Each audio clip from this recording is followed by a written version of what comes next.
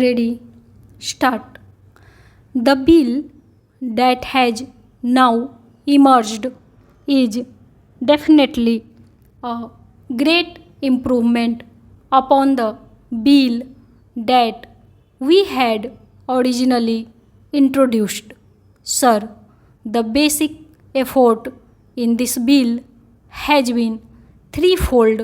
Firstly, to safeguard the interests of the consumers because, as I said, it is the unsuspecting consumer and particularly women and children and weaker sections of the society who are the main victims of this evil. Secondly, it is to prevent undue harassment to the trader, whether it is the producer, the wholesaler, or the retailer. Whereas we should certainly keep a very strict watch upon them. There should not be any cause for undue harassment.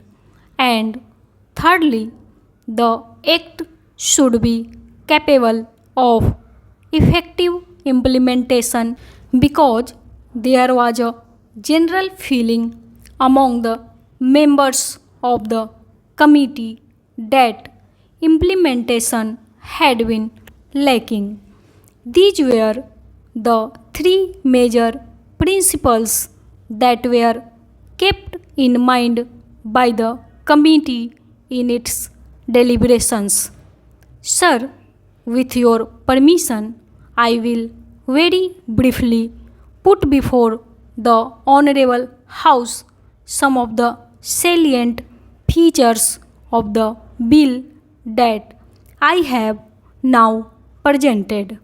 The finest point is that a distinction has been made between adulteration that is capable of easy detection by the eye and adulteration which is not.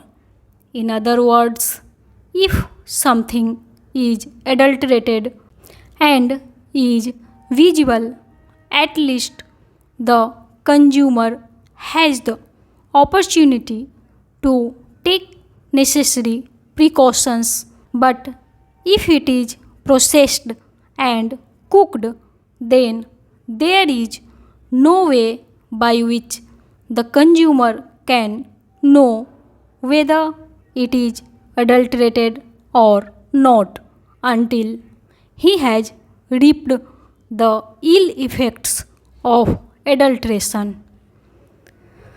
Therefore, we have redefined primary food and we have now for the first time introduced a graded system of punishments, a graded system of penalties. On the one hand, we have exempted altogether as a result of a lot of evidence that was brought before us primary food which is substandard due to purely natural causes in which there is no human agency and which is primary food. In other words, which is easily visible. In such cases, there is no penalty and it has been taken out of the act. At the other end, for deliberate adulteration, which can cause death or grievous injury, we have brought in punishments up to life imprisonment. So, what we have done is this. We have these 5 categories.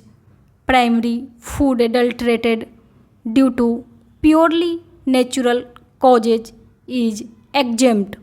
Then there is injurious and non-injurious adulteration. Here we have got a graded system of penalties going up to life imprisonment so that deterrence is there and people realize that they cannot play with the lives of their fellow citizen.